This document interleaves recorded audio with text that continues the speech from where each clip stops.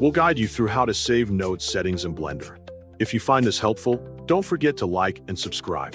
Open Blender and load the project that contains the node setup you want to save for future use.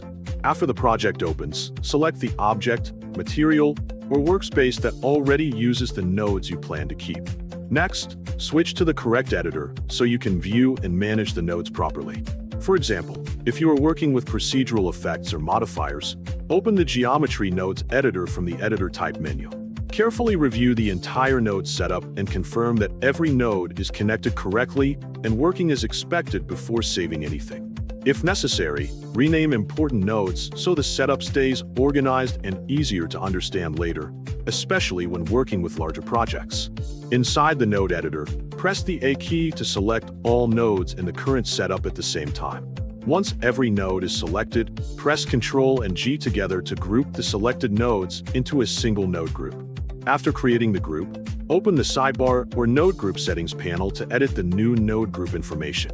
Give the node group a clear and descriptive name so you can quickly recognize it when reusing it in future Blender projects. Next, click the fake user shield icon beside the node group name. This step is important because it prevents Blender from deleting the node group if it is not actively used in the project later.